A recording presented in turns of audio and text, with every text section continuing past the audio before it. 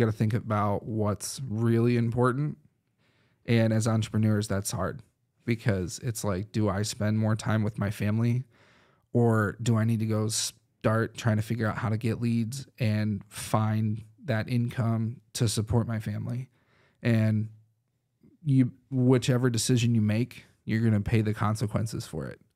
Whether you miss that walk-in, or that person that was going to come in today, or you get to spend time with your kids, because you're going to miss out on one thing. Yep. And I'd rather miss out on one day of work to spend time with my kids and my family than getting the other way around, getting one customer and my Yep. kids are bummed out because they didn't see me today.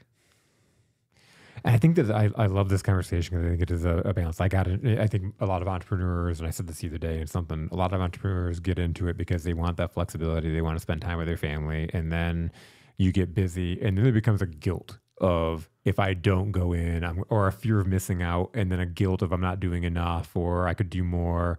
And so we shame ourselves in order to go and sit at that office and do nothing, versus clear consciously saying, you know what? I've been there at the office every day. I'm going to take today as an exception and spend with the family. Yeah. And then not looking back. Oh yeah. Oh gosh, you can't do that either. Yeah. Yeah. It's tough, but oh man, it's so easy to do it. You fall right into it every time. Yep. Right. And it's like, everyone always talks about mom guilt, right? Can we talk about entrepreneurs guilt here? Like you skip an event, or you miss something, or you forget something that you had scheduled, right? And it'll eat you. I mean, and it will. It will. And if you don't think it will, and like if I forgot to come today, I'd be like, oh man, well, I could reschedule, but then it's just like, it would eat at me. Yeah.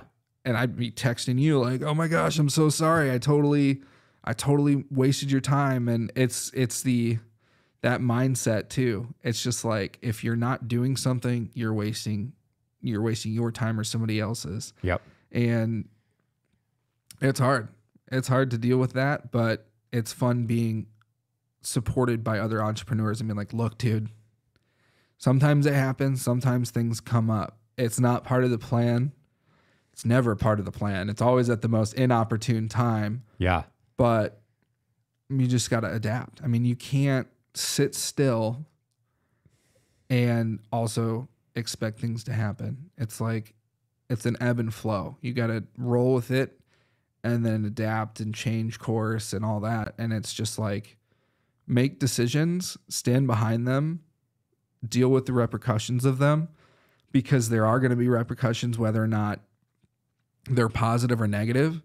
But don't just be complacent. Make a decision, follow it through. And if you screwed it up, whoops. But keep going. Yeah. Don't just sit there and be like, all right, well, I suck and it's never going to happen. It's just like, no, this didn't work. What can I do? What is another approach? And you have to follow it through. Because if you just do a half measure on everything, you're never going to get anything done. This is a framework that we teach in boot camp. So I do Objection Handling Boot Camp with my partner Denise Monday mornings at the Brighton Chamber in person. We do 9 to 10:30. So we had one this morning, and then we do Tuesday mornings. We just added Zoom because we had a demand of people that didn't want to drive to Brighton and wanted to still do these.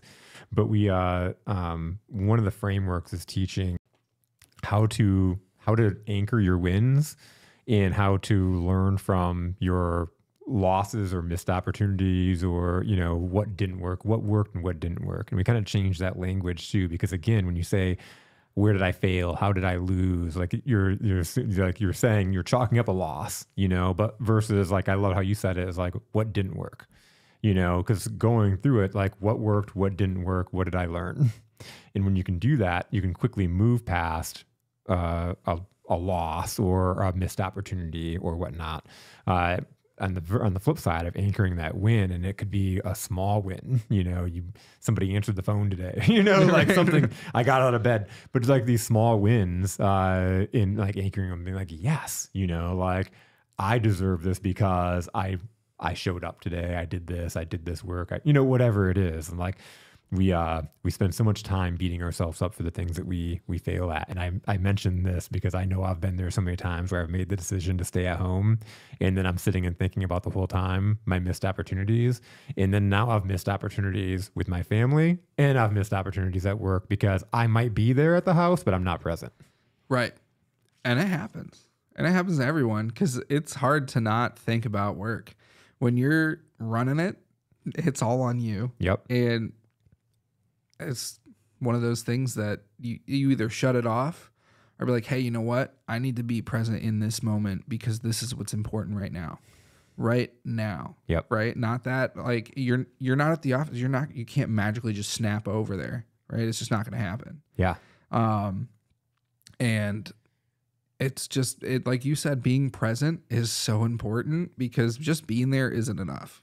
People know when you're going through the motions, but that goes for work too. Right?